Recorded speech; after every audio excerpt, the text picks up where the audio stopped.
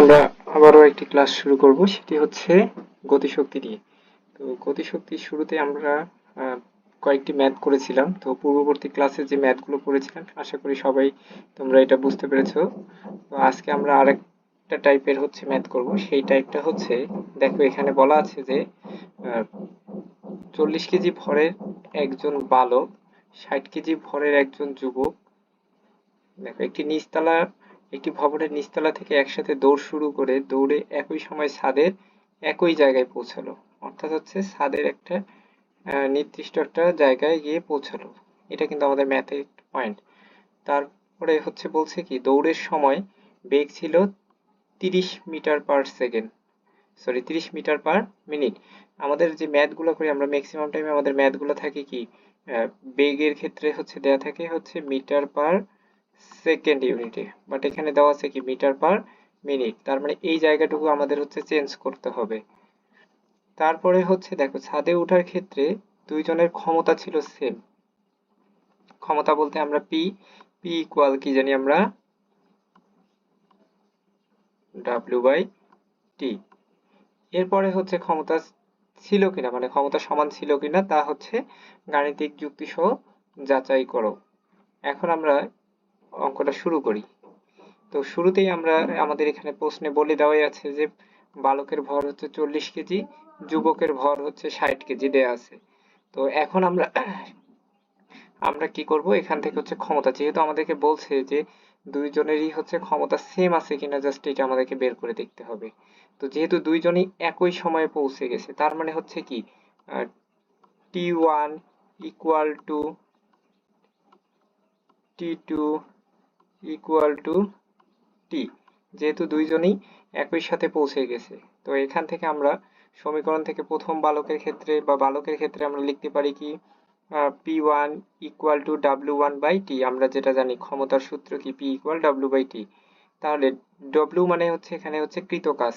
তো আমরা জানি যে কোনো বস্তু যখন হচ্ছে উপরের দিকে, মানে অর্থাৎ হচ্ছে অভিকর্ষজ বলের বিরুদ্ধে যখন কাজ করে, তখন সেই বস্তুর মধ্যে হচ্ছে কি কাজ করে, বিভব শক্তি কাজ করে। তাহলে আমরা এখান থেকে লিখতে পারি কি, ডব্লিউর পরিবর্তে mgh, যেটা আমি গত ক্লাসে বলেছিলাম।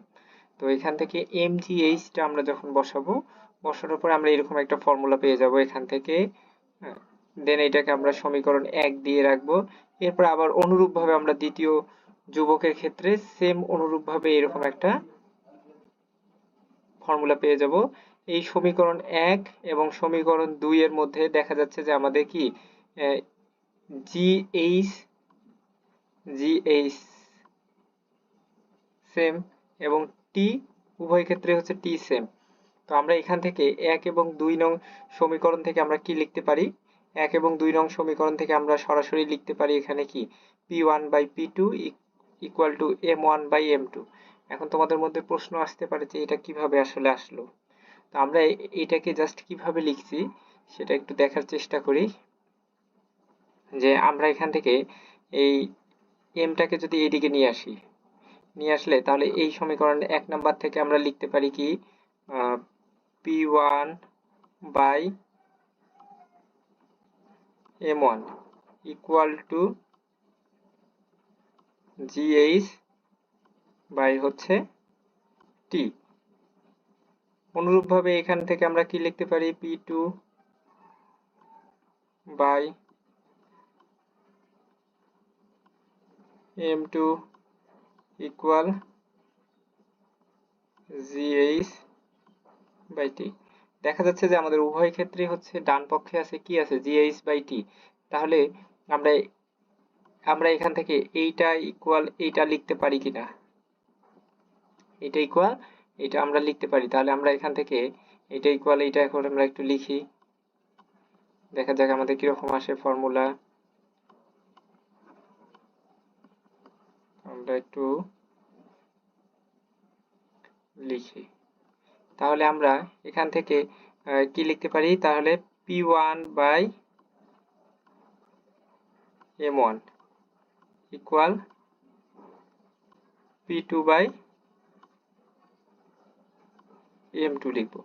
এখন এখান থেকে আমরা এটাকে জাস্ট হচ্ছে কি করব, এখানে গুণ করে দেব, এইটাকে জাস্ট এখানে গুণ করে দেব। অর্থাৎ হচ্ছে আমরা এখান থেকে কি লিখতে পারি, P1/P2 ইকুয়াল টু কি M1/M2।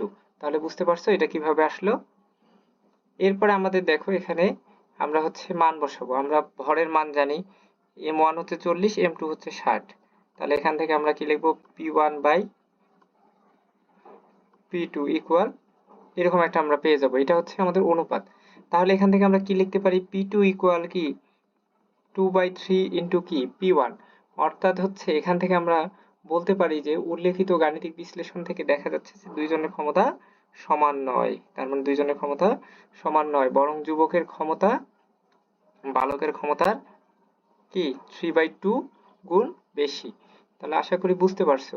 এর পরেও যদি ম্যাথটি বুঝে না থাকো, তাহলে হচ্ছে তোমরা কমেন্ট করবে, আমি তোমাদেরকে বোঝানোর চেষ্টা করব। ধন্যবাদ সবাইকে।